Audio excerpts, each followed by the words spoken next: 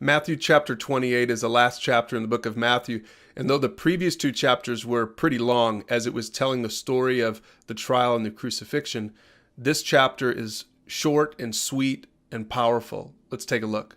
Verse 1 says, "Early on Sunday morning, as the new day was dawning, Mary Magdalene and the other Mary went out to visit the tomb."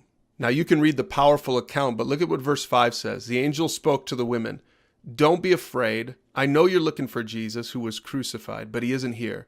He's risen from the dead, just as he said would happen." And this account is pretty short and sweet, but then it switches to the other scene where the guards and the religious leaders talk about how they're going to lie about this resurrection. But look at how the chapter ends, and also the entire book of Matthew.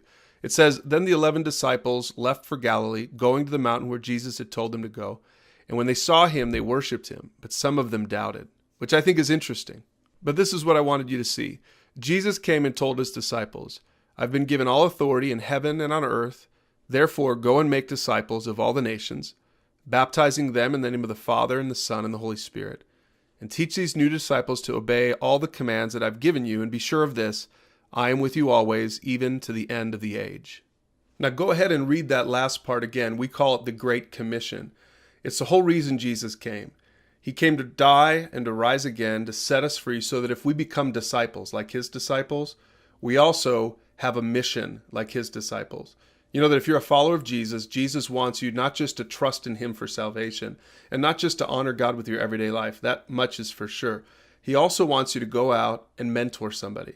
He wants you to use your influence in the world to lovingly walk alongside somebody, just like Jesus did with the disciples, to help them to discover the truth of a biblical worldview.